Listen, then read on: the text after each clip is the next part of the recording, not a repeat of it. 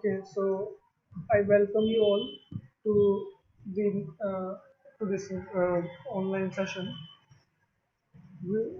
of Heal My Heart, in which we are going to discuss the mental health of mental health professionals. Here we are five facilitators: me, Ms. Zaira, Dr. Zaira S. Khan, Ms. Karuna, Ms. Rupanjana Das, and Ms. Tamanna. Uh, we have Ms. Karuna with us right now. Rest of three has not joined yet. Uh, I hope they will join. Okay. So we are going to discuss the importance of mental health for mental health professional.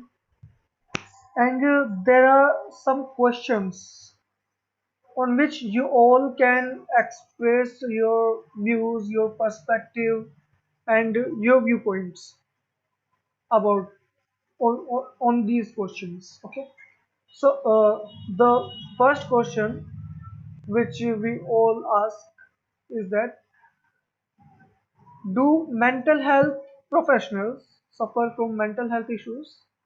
I would like to invite Ms. Karuna to speak on this topic, this question.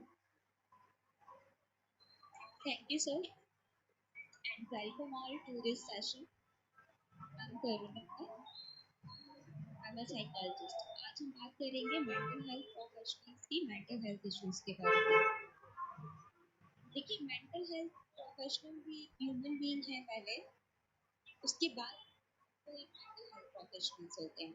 तो अगर उनको कोई mental health issue आता है तो वो भी normal person की तरह नॉर्मल चीज है।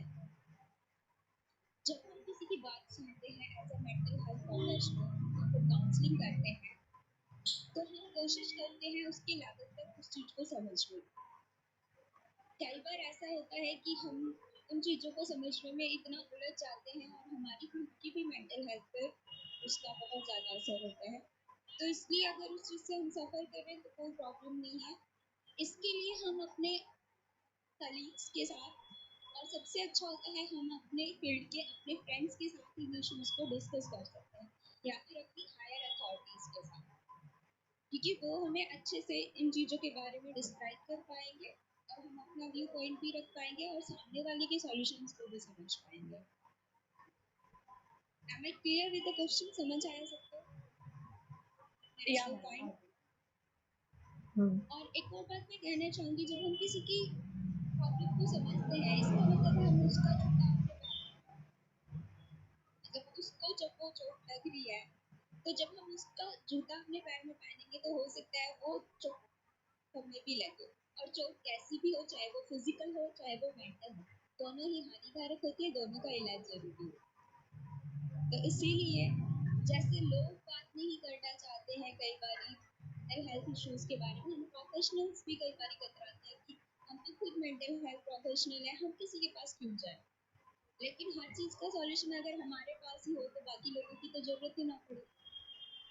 तो इसीलिए अगर आप किसी की हेल्प लेते हैं अपने हायर अथॉरिटीज की तो उसमें कोई बुराई नहीं। ठीक है। और कोई जी, इस टॉपिक पर कुछ अपनी राय देना चाहेगा इस क्वेश्चन पर? Because it's an open discussion and everyone can speak here.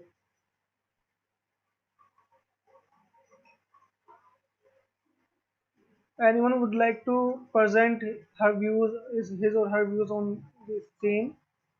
the same question?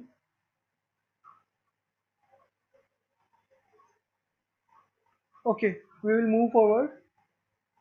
So the next thing is that, uh, which people generally ask, do mental health professionals really need counseling? So there are two things.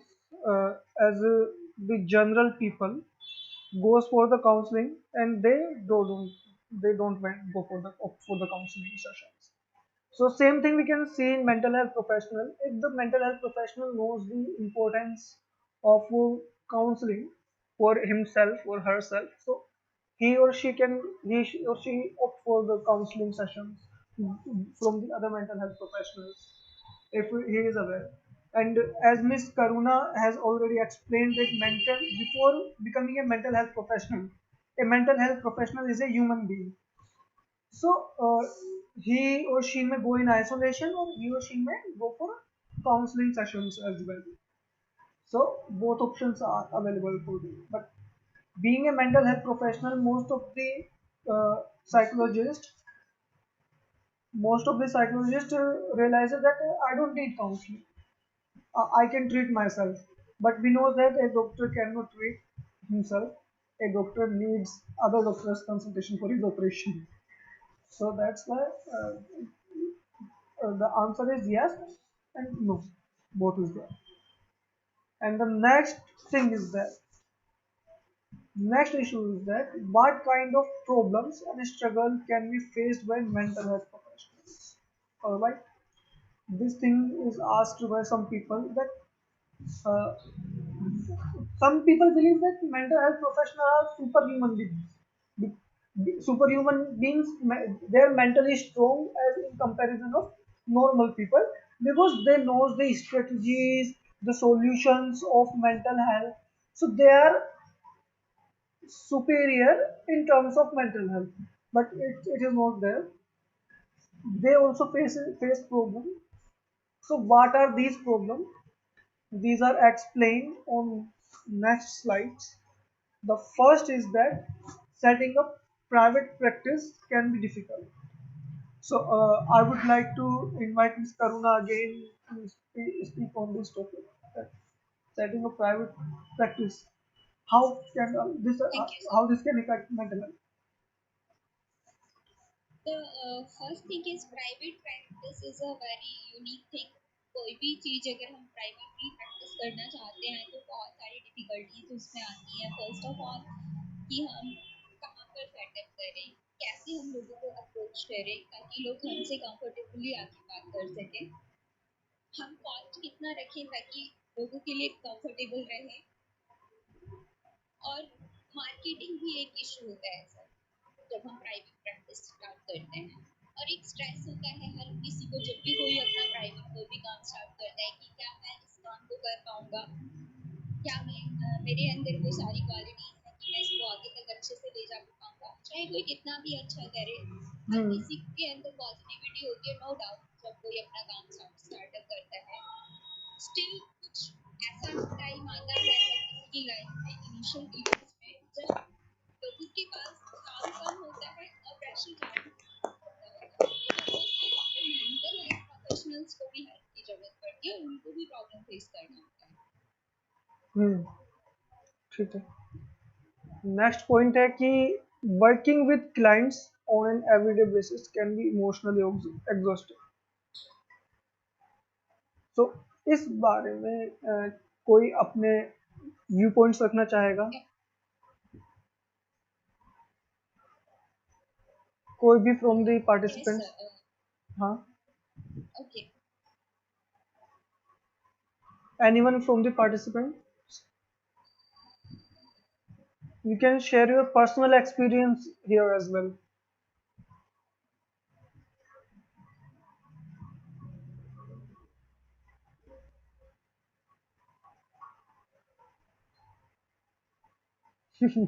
Okay, Miss Karun. Okay sir. Working with clients on an everyday basis can be emotionally exhausting. Yes, जब आप सुबह से शाम तक एक काम करते हैं या चाहे हम कोई भी नॉर्मल जॉब करते हैं तो भी हम एग्जॉस्ट होते हैं, हमें एक रिलीफ की जरूरत होती है। वैसे ही जब हम इमोशनली कनेक्ट होते हैं लोगों के साथ, व्यू पॉइंट को समझते हैं, सुनते हैं, तो फुली एग्जॉस्ट हो जाते हैं। उस टाइम पे हमें भी हेल्प चाहिए होती है कि हम भी अपने फ्रेंड से बात करें, अपनी फैमिली को टाइम दें, थोड़ा सा खुद के रिक्रिएशन के लिए टाइम निकालें ताकि हम खुद से खुद को रिचार्ज कर पाए। क्योंकि जब आप खाली हो जाएंगे तो आपको भी कुछ ना कुछ चाहिए खुद को वापस से रिचार्ज करने के लिए। तो हाँ, अगर आप जब पूरा रूटीन में इतना टाइम काम कर रहे हैं तो आप भी इमोशनली एग्जॉस्ट हो सकते हैं क्लाइंट्स के साथ, क्योंकि क्लाइंट्स हर बार एक अलग प्रॉब्लम लेके आते हैं। क्योंकि सेम हर सेशन में क्लाइंट सेम प्रॉब्लम के साथ नहीं आएगा, उसके पास डिफरेंट डिफरेंट प्रॉब्लम्स होती हैं। और एक दिन में ऐसा तो है नहीं कि आप एक ही क्लाइंट को हैंडल करोगे। हम्म, जब आप एक प्राइवेट सेटिंग में होते हैं या फिर किसी हॉस्पिटल में होते हैं तो आपको बैक टू बैक लोगों से बात करनी होती है और उनके व्यूज को सुनना होता है। और खास तौर तो से ये हाँ, हाँ जी और खास तौर से हम उनको एक उनकी एक इमोशनल प्रॉब्लम से डील कर रहे होते हैं जिसका इफेक्ट हमारी जी इमोशनल हेल्थ पे भी पड़ता है। बिल्कुल ठीक है। सो जो नेक्स्ट पॉइंट है वो ये है कि कंपेशन और एम्पैथी फैटिग। यानी कि यहाँ पे क्या हो रहा है कि हम एम्पैथेटिक लिसनिंग कर रहे हैं, हम अपने आप को उस क्लाइंट की जिंदगी उस क्लाइंट के रेफरेंस में रख के देख रहे हैं, सामने वाले की जिंदगी कैसे बीती कैसे नहीं बीती। तो एक बार क्या था, मेरी बात हो रही थी मेरे एक दोस्त से ऐसी अनुभवों के बारे में, एक्सपीरियंसेस के बारे में, तो मैंने उसको काफी चीजें एक्सप्लेन की। तो उसने मेरे को जवाब दिया कि यार फिरोज तेरे को काफी एक्सपीरियंस है, मतलब कैसे पता है इतना सब कुछ। मैंने उससे कहा कि यार मैं ना एक जिंदगी नहीं जीता, मैं कई लोगों की जिंदगियां जीता हूँ। उसने पूछा कैसे, तो मैंने उसको एक्सप्लेन किया कि जब मेरे पास कोई क्लाइंट आता है और मैं उससे बात कर रहा होता हूँ 30 मिनट या 45 मिनट या 1 घंटा, तो मैं उतनी देर के लिए अपनी जिंदगी नहीं जी रहा, मैं उतनी देर के लिए उस क्लाइंट की जिंदगी जी रहा हूँ जब तक वो मेरे से बात कर रहा है। तो ये उसकी फीलिंग्स को अपने ऊपर फील करना, अपने आप को उसकी जगह रखना, और उस क्लाइंट की, उस व्यक्ति की जिंदगी जीना उतनी देर के लिए जब तक वो आपको बता रहा है। तो जो उसने फील किया है हम वो अपने ऊपर फील कर रहे हैं। तो ये कंपेशन और एम्पैथी फैटिग भी हमें होता है एक, कि क्या करें अब। और कभी कभी हमें ऐसा लगता है कि काश हम उसकी लाइफ में सब कुछ बदल सकते, ऐसा भी फील आता है। तो ये जी बिल्कुल लगता है और कई बार सर ऐसा भी होता है कि कोई अपनी जो प्रॉब्लम्स हमारे साथ शेयर कर रहा होता है तो कहीं ना कहीं हमें ऐसा भी लगता है कि सेम कंडीशन शायद हमारे साथ भी कभी हो चुकी है। हाँ। उस टाइम पे हमने क्या किया था तो हम कैसे करते अगर हम उस कंडीशन में होते। तो एक उस लेवल पे किसी की प्रॉब्लम को समझना और फिर वहाँ पे उसको सॉल्यूशन देना। ये भी एक प्रॉब्लमेटिक मतलब एक मेंटल हेल्थ इशू जो है वो फेस किया जाता है मेंटल हेल्थ प्रोफेशनल्स जी के सर द्वारा। और कई बार जब हम ये नहीं कर पाते तो हम खुद को क्वेश्चन करने लगते हैं क्या हम उस लाइक नहीं है क्या कि जो हमारे पास पर्सन आ रहा है उसकी प्रॉब्लम को सॉल्व कर सके। हाँ, यहाँ तो से वो भी एक मेंटल हेल्थ का होता है कि सेल्फ डाउट अराइज होता है। यहाँ से फिर सेल्फ डाउट, सेल्फ क्रिटिसिज्म भी, और क्या कहते हैं, सेल्फ इफिकेसी भी डाउन हो सकती है, और सेल्फ स्टीम पे भी इफेक्ट पड़ता है मेंटल हेल्थ प्रोफेशनल की। ओके। सो एक जो नेक्स्ट पॉइंट है प्रोफेशनल आइसोलेशन, यानी कि जैसा कि आपने एक तो बात बोली थी मिस करुणा, कि जब प्रैक्टिस में आ जाते हैं मेंटल हेल्थ प्रोफेशनल्स तो वो अपने आप को आइसोलेट करने लगते हैं दूसरे साइकोलॉजिस्ट से। अब वो एक प्रोफेशन में फिट हो गए हैं और उनको जरूरत नहीं है किसी दूसरे की, स्टार्ट ऐसा फील करना स्टार्ट कहीं ना कहीं करने लगते हैं। तो लेकिन कहीं ना कहीं ये आइसोलेशन उनको परेशान भी करता है। हाँ आप एक टाइम के लिए आपको आइसोलेट कर लेंगे चीजों को ठीक करने की कोशिश करेंगे और कर लेंगे कहीं हद तक हम कर भी लेते हैं। लेकिन कहीं ना कहीं वो आइसोलेशन हमारे मेंटल हेल्थ को मेंटल पीस को बहुत ज्यादा डिस्टर्ब भी करता है। हम्म इसीलिए मैंने एक बात बोली थी कि अगर हम अपनी फील्ड के हमारे फ्रेंड्स के साथ जुड़े रहते हैं और अपने इश्यूज को उनके साथ डिस्कस करते हैं तो कहीं ना कहीं वो हमारे प्रोफेशनल और खुद के भी मेंटल पीस के लिए बहुत अच्छा होता है। हम्म ठीक है। बिल्कुल एग्री हूँ करुणा मैम के साथ क्योंकि ये चीज़ें मैंने फेस की है। स्वीटी जी, प्रोफेशनल आइसोलेशन अपना एक्सपीरियंस। मैंने हाँ, बोलिए। मैं डी एडिक्शन सेंटर में एज ए साइकोलॉजिस्ट काम करती हूँ। हम्म और जब से मैंने डी एडिक्शन सेंटर ज्वाइन किया तब से मैं बहुत अपने आप को ऐसा सोच रही हूँ कि आइसोलेट हो गई हूँ मैं किसी से मिल नहीं पा रही हूँ बात नहीं कर पा रही हूँ। हम्म सो देखिए स्वीटी क्या होता है जब आप डी एडिक्शन सेंटर में वर्क करते हैं मैंने भी अप्रॉक्स 3 मंथ का वर्क किया है डी एडिक्शन सेंटर में। मैं भी डी तो एडिक्शन वहाँ सेंटर पे में क्या काम करता हूँ। अच्छा, तो वहाँ पे हम जब देखते हैं ना कि लोग किस तरीके से नशे की तरफ जा रहे हैं, और जो हमारी युवा पीढ़ी है स्पेशली, वो हमने वहाँ जाकर जो रेंज देखा है वो 16-18 से लेके 35-40 तक बहुत ज्यादा लोग आते हैं। बहुत रेयर चांस होते हैं कि 40 प्लस लोग आएंगे। उससे नीचे वाले ज्यादातर 18 to 40 तक ज्यादा लोग आते हैं। तो कहीं ना कहीं हमें ऐसा लगता है कि ये हो क्या रहा है सोसाइटी में, क्या हम इन चीजों को चेंज नहीं कर सकते, क्या ऐसा नहीं कर सकते, क्या वैसा नहीं कर सकते। हम अपने लेवल में बहुत कोशिश करते हैं, स्टिल वहाँ पे रिलैप्स के केसेस बहुत होते हैं। सीरियसली। हाँ, क्योंकि ये एक ऐसी चीज है जो एक ना क्रोनोलॉजिकल डिजीज की तरह है एडिक्शन।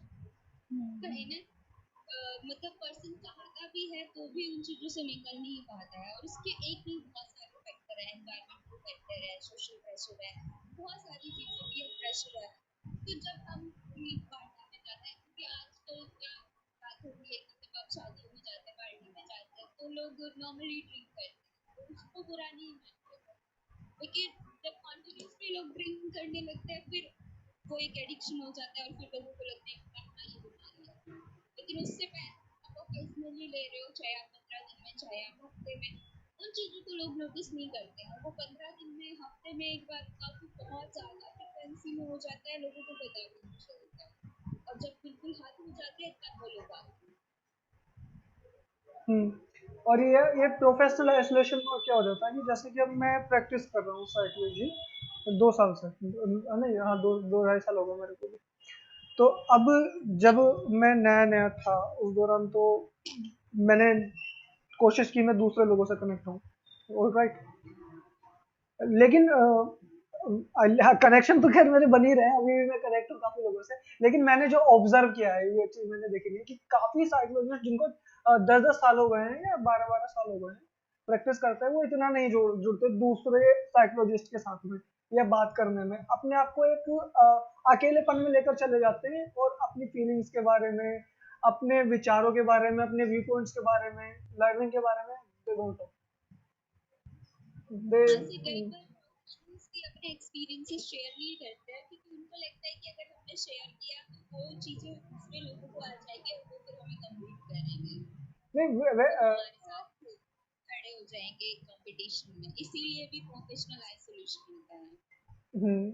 ये भी चीज है एक कहते हैं एक, मैं वैसा आइसोलेशन की बात करूं कि जैसे इंसान अपने आप को अकेला कर लेता है, एक मतलब नहीं जाना। पर्सनल आइसोलेशन होता है। वो भी है। ठीक है, तो जो अब अगला फेस करता है इशू एक मेंटल हेल्थ प्रोफेशनल, वो है कि बैलेंस मेंटेन करना प्रोफेशनल और पर्सनल लाइफ में।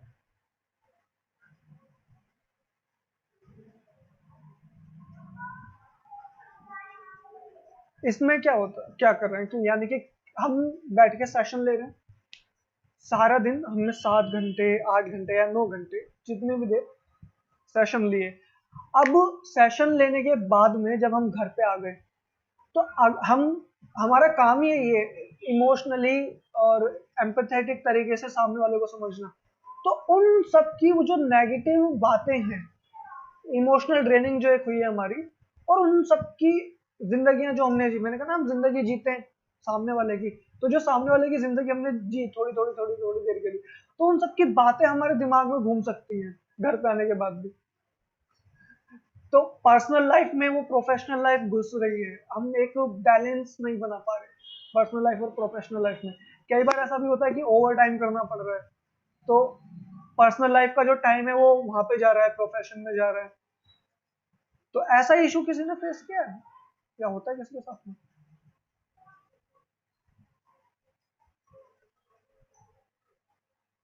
एम आई ओडी। ऐसे बहुत सारे होता है।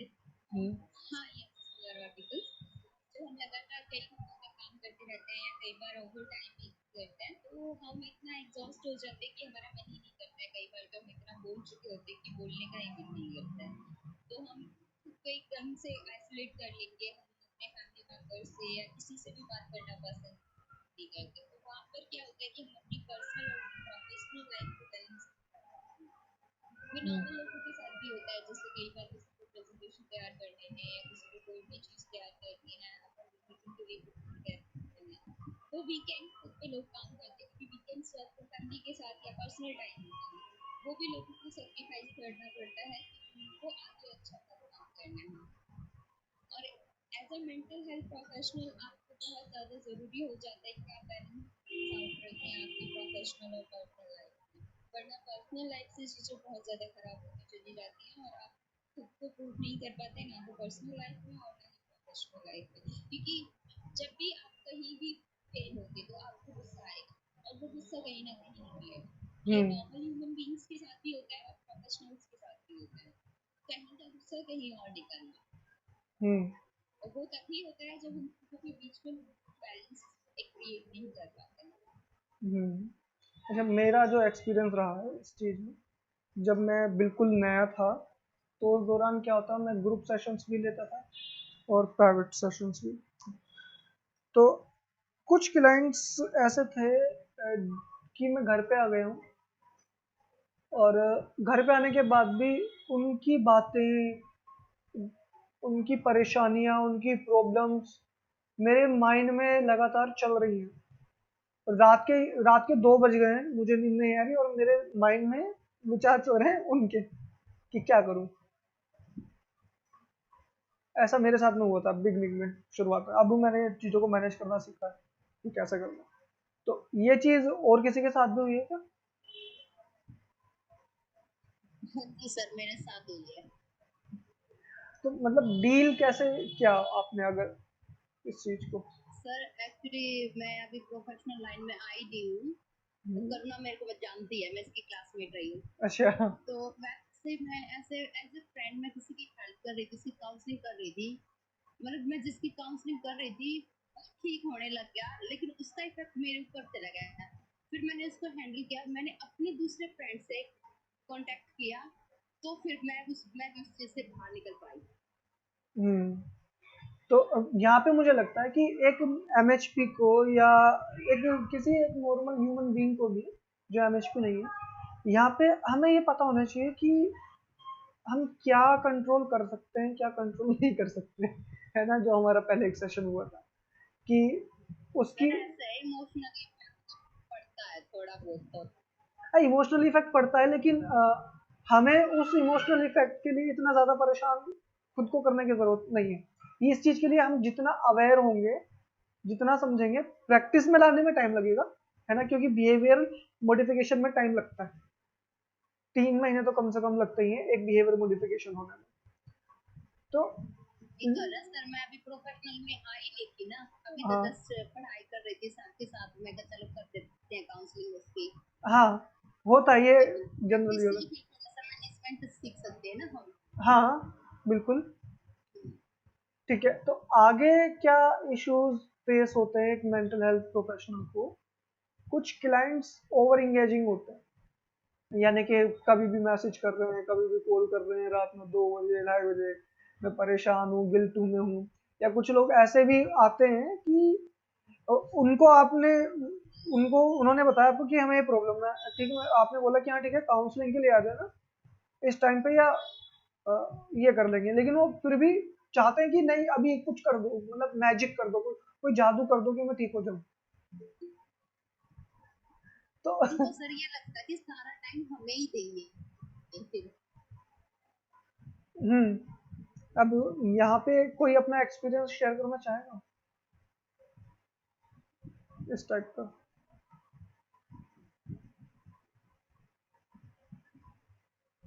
सर मैं कहना चाहूंगी, कई बार क्या होता है जब फीमेल काउंसलर किसी मेल क्लाइंट की काउंसलिंग कर रहे होते हैं तो वहाँ ये चांसेस थोड़े हायर हो जाते हैं।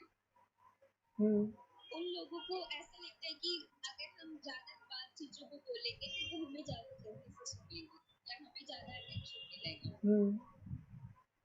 ये चीज मेरे साथ हुई थी जब मैं डी एडिक्शन सेंटर में जाती थी, तो वहाँ पर कई क्लाइंट्स ऐसे थे जिनको मतलब कोई बात भी नहीं होती थी, वो बस आ जाते थे और आके बैठ जाते थे। उनको जिस बारे में हमें बात करना होता था, जिस बारे में डिस्कशन करना होता था, वो नहीं करना होता था। उसके अलावा वो पता नहीं कहाँ से किस किस तरीके की बातें करना शुरू कर देते थे। फिर मैं उस सेशन को छोड़ती थी, फिर उनको बताती थी कि हम यहाँ पे इसलिए नहीं इसलिए बात करने के लिए बैठे हैं, आप इस बारे में बात कीजिए।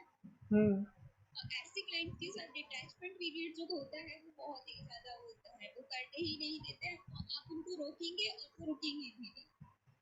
तो वहाँ पर थोड़ा सा बहुत ज्यादा आपको स्टिक होने की जरूरत होती है, तब आप चीजों को अच्छे से मैनेज कर पाते हैं कि ये मेरा प्रोफेशनल टाइम है और ये मेरा पर्सनल टाइम है। आपको मैं सिर्फ अपना प्रोफेशनल टाइम डिवोट कर सकती हूँ, ना कि अपना पर्सनल टाइम। आपको उसी टाइम में जो भी बात करनी है आप मेरे साथ कीजिए, अदरवाइज मैं आपकी कोई भी कॉल या मैसेज रिसीव नहीं करूंगी, या फिर आपसे डायरेक्टली कोई भी बात नहीं करूंगी।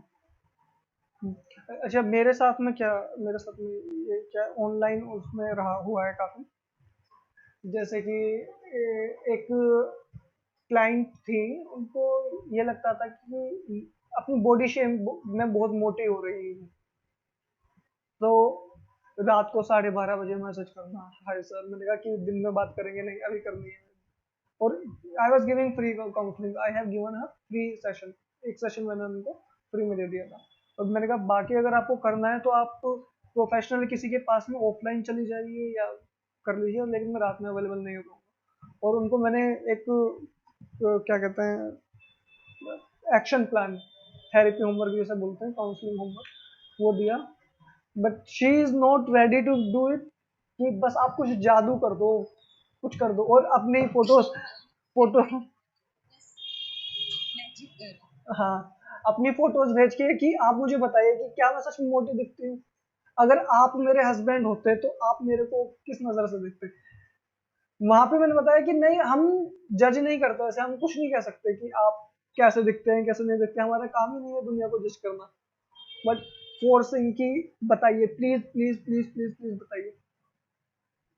तो इस तरह की भी इश्यूज फेस करने पड़ते हैं। इसके अलावा और भी केसेस हैं। के हाँ। साथ होते हैं ऐसा कि आप जब दूसरे जेंडर के साथ काम करते तो ये चीजें होती हैं कई बार। होती है। और एक एक सेम जेंडर में एक ऑब्सेसिव कंपल्सिव डिसऑर्डर का केस था। तो फर्स्ट सेशन में वही रहा कि किसी जानने वाले ने रेफर किया था, तो उनकी जान पहचान की वजह से आई टॉक हिम 45 मिनट्स, नहीं 1 घंटा मैंने लगभग बात की। 9 से 10 बज गए थे रात को उस दिन।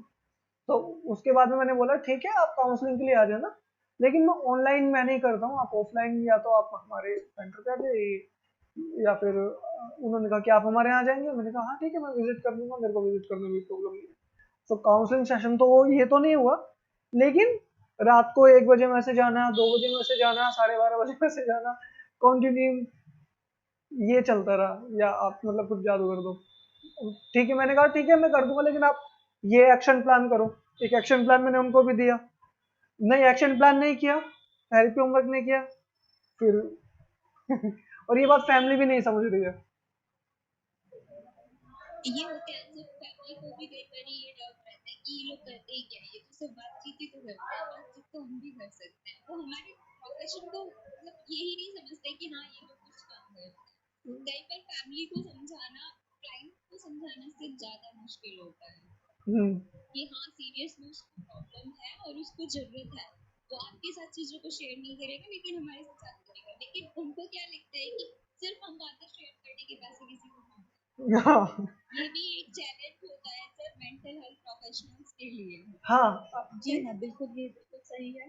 वो मेरे पास भी बहुत सारे केसेस ऐसे आते हैं जो डी एडिक्शन सेंटर कि हमारा बच्चा ठीक तो हो जाएगा ना, अब हम्म। तो ठीक हो जाएगा ना, यहाँ हाँ, से आपको पीछे और छोड़ देगा। और वो इतना मतलब इस तरीके से पूछते हैं इतनी श्योरिटी के साथ कि हम हमें लगता है कि इनको अब क्या ही बोले कि हम कोई यहाँ पे म्यूजिशियन तो है नहीं कि हमने छड़ी घुमाई या उनको कुछ ऐसा बोला कि वो हमारी बात मान ही जाएंगे, तो हम चीजों को बहुत अच्छे से हैंडल कर पाएंगे। अच्छा, इसमें कई टाइम क्या होता है ना, फैमिली भी हाँ, बोलिए बोलिए आप बोलिए। जी बोलिए सुनिए। एट अ टाइम ऐसा होता है कि फैमिली को ही समझ में नहीं रहता है कि काउंसलिंग क्या है, एक साइकोलॉजिस्ट का क्या रोल है, जी मेंटल ये हेल्थ पे बहुत कैसे वो लोग काम करते हैं, है ना। उनको ऐसा लगता है कि बस ये नशा छुड़ाने की बस दवाई लगती है और ये दे देंगे, मेरा बच्चा ठीक हो जाएगा और आ जाएगा। हम्म। ऐसा होता और वो भी एक चीज है, प्लस ये भी होता है कि मेडिसिन के लिए खुद से मतलब वो कई बार ऐसा होता था जब हम रेड क्रॉस एडिक्शन सेंटर में क्या होता है कि हम मेडिसिन के थ्रू ट्रीट करते हैं इनिशियल पीरियड में 7 to 14 डेज तक मेडिसिन पे रखते हैं। तो हाँ डिटॉक्स क्वेश्चन के लिए। तो कई बार जो फ्रेंड्स के घर वाले होते हैं वो क्राइटेरिया लेके आएंगे, खुद आंसर लिखेंगे और बोलेंगे कि आप बस हमें दवाई दे दो और हमें तरीका बता दो, हम जाके उनको दे देंगे। कि जैसे स्पेशली अल्कोहल केसेस में ऐसा होता है कि आप बस दवाई दे दो, हम खाने में मिला कर दे देंगे, या हम ऐसा कर देंगे, हम वैसा कर देंगे। और उस सीरियसनेस को ये नहीं समझते कि दवाई अगर आपने ऐसे किसी को दिया और उसके बाद उन्होंने फिर एडिक्शन लिया तो उसके क्या नेगेटिव कॉन्सिक्वेंसेस हो सकते हैं। अच्छा, एक जो वो था हमारा पहले गया कि सेटिंग अप प्राइवेट प्रैक्टिसेस, वो भी एक चैलेंजिंग होता है मेंटल हेल्थ प्रोफेशनल के लिए। तो जब हम प्राइवेट प्रैक्टिस सेट कर रहे हैं तो उसमें फ्री वाइज बहुत आते हैं, ये पॉइंट रह गया उस दौरान डिस्कस करने से, मतलब फ्री काउंसलिंग वाले बहुत केसेस आते बहुत सारे केसेस आते हैं और स्पेशली ज्यादातर ऐसे जो केसेस होते हैं वो हमारे रेफरल केसेस होते हैं। हैं। रेफरल होता है तो 1 2 3 4 या 10 हो तो कर दें, लेकिन अब जब लगातार लेकिन ही अब सारे ही ऐसे आएंगे तो हम कहाँ जाएंगे, हमें भी तो कुछ ना कुछ इनकम सोर्स चाहिए, कहाँ से जनरेट होगा अगर हम सिर्फ फ्री में ही काम करेंगे। और जब आप इनिशियली किसी काम को स्टार्ट करते हैं तो वहाँ पे बहुत ज्यादा इकोनॉमिकल इशू आते हैं। ये भी है, लेकिन अब एक ही चीज, इसका मेंटल इफेक्ट पड़ता है। हाँ। हम लोगों ने फ्री का रख दिया है, फ्री हम्म, काउंसलिंग अवेलेबल है हमारे पास, उसमें क्या करते हैं बहुत सारे फेक कॉल्स भी आते हैं, फेक मैसेजेस भी आते हैं। जी ना इनको ये भी बहुत डिफिकल्टी हो जाती है, तो हम लोग उसको से क्या बोलते हैं, क्या साइकोलॉजिस्ट हो, तुम तो खुद बात ही नहीं कर रहे हो, जवाब ही नहीं दे रहे हो, फिर क्या नंबर पोस्ट किया है, फिर क्यों ऐसा कर रहे हो, एनी टाइम ऐसा हो जाता है, तुमको हम लोग क्या जवाब दें। ये भी एक इश्यूज फेस करना पड़ता है। ठीक है, तो हम आगे बढ़ते हैं। हाँ, तो अब ये जो है जनरल इश्यूज हैं जो किसी को भी फेस होते हैं, जैसे कि साइकोलॉजिकल फैक्टर्स दैट में affect mental health of an MHPs as well. और ये वाले फैक्टर्स जो हैं एक नॉन साइकोलॉजिकल, मतलब किसी भी ह्यूमन बीइंग पे असर डालते हैं, ठीक है, जिसमें सिवियर साइकोलॉजिकल ट्रॉमा रहा हो जो बचपन में फेस किया क्या हो, जैसे इमोशनल, फिजिकल या सेक्सुअल अब्यूज, राइट, बचपन में। अगर आपने किसी साइकोलॉजिस्ट की जीवनी पढ़ी है, बायोग्राफी पढ़ी है, तो बहुत से कुछ साइकोलॉजिस्ट ऐसे रहे हैं जिन्होंने अपने बचपन में ये फेस किया है और उसका इफेक्ट पड़ता है। और एक बार मुझे याद है, एक वेबिनार किया था हमने काफी टाइम पहले, हील योर सेल्फ नाम से, तो उसमें डॉक्टर सोनी के बारे में उन्होंने कहा था कि आप साइकोलॉजी चूज नहीं करते, साइकोलॉजी आपको चूज करती है। यानी कि आप, साइकोलॉजी ने आपको चूज किया है, आपने कुछ ना कुछ फेस किया है अपनी लाइफ में, ट्रोमा या कुछ इमोशनल इश्यूज, तब आप साइकोलॉजी में आए ये सोच के कि मैं खुद को ठीक कर दूंगा। तो उनकी बात भी मेरे को सही लगी थी। इसके अलावा कोई अर्ली लॉस हुआ हो या पेरेंट का लॉस हुआ हो, नेगलेक्ट किया हो, अपने आप को किसी से रिलेट ना कर पाना, और रिलेशनशिप इश्यूज एक साइकोलॉजिस्ट की लाइफ में भी हो सकते हैं, राइट। किसी लव्ड वन की डेथ हो गई हो या कोई डिवोर्स रहा हो या ब्रेकअप हुआ हो या फैमिली में जो रिलेशंस हैं उनमें हो, उससे रिलेटेड प्रॉब्लम्स हो सकती हैं। और इन सब जो भी चीज़ें हमने डिस्कस की उसके अलावा भी एक एंजाइटी, गुस्सा, अकेलापन, अपनी कीमत को कम आंकना, सेल्फ स्टीम कम होना, ये चीज़ें भी इफेक्ट करती हैं।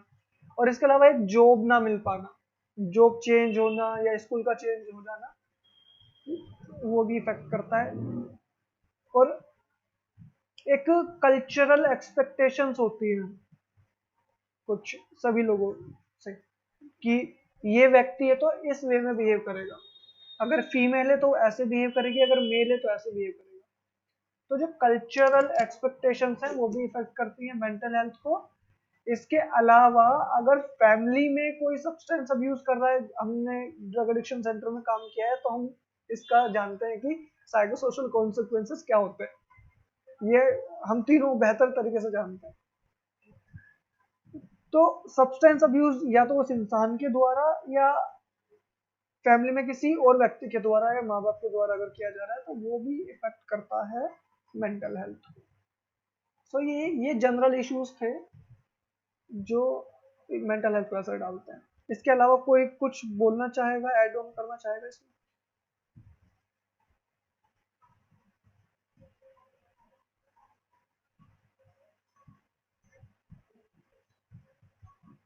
कोई कुछ इस बारे में, सेशन के बारे में, या अपना कोई एक्सपीरियंस शेयर करना चाहेगा आखिर में?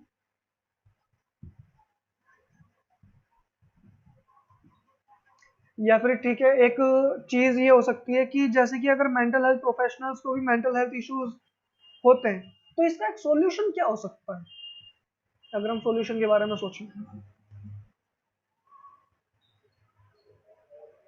सर हम सॉल्यूशन की बात करें तो मैंने भी बताया था कि हम सेम फील्ड के हमारे फ्रेंड्स के साथ बात कर सकते हैं। हमारे हायर जैसे हमारे प्रोफेसर्स होते हैं, हम हम्म उनके साथ इश्यूज को डिस्कस कर सकते हैं, हम्म तो क्योंकि हमारे प्रोफेसर सबसे ज़्यादा केसेस को हैंडल कर चुके होते हैं, तो उनको एक आइडिया होता है कि इस तरीके से चीज़ों को हैंडल अप करना है। दूसरा, हमारे जो फ्रेंड्स हैं वो भी सेम चीज़ों को कर रहे हैं, तो उनके पास भी कहीं ना कहीं अपने खुद के कुछ एक्सपीरियंसेस होते हैं जिनसे हम हेल्प ले सकते हैं।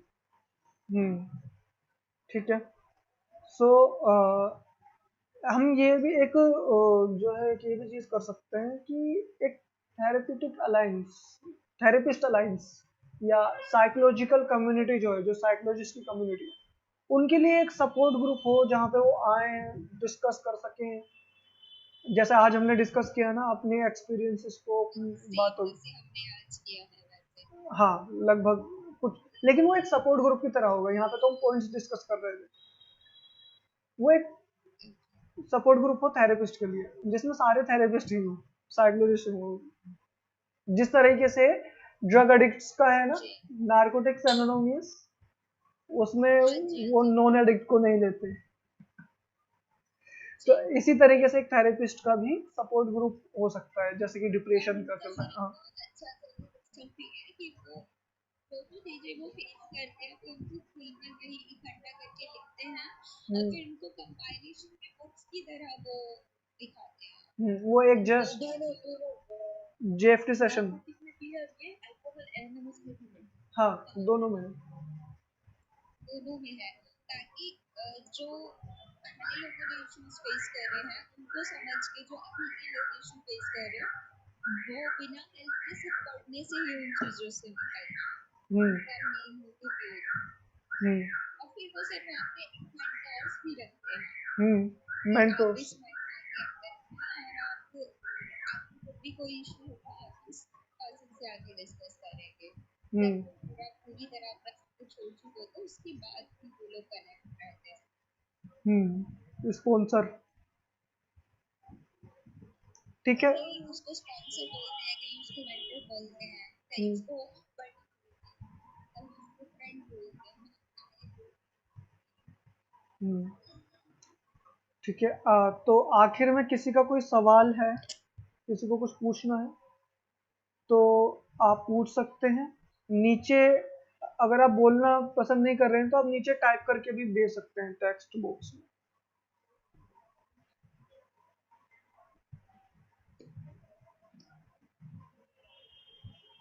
किसी का कोई सवाल है आखिर में?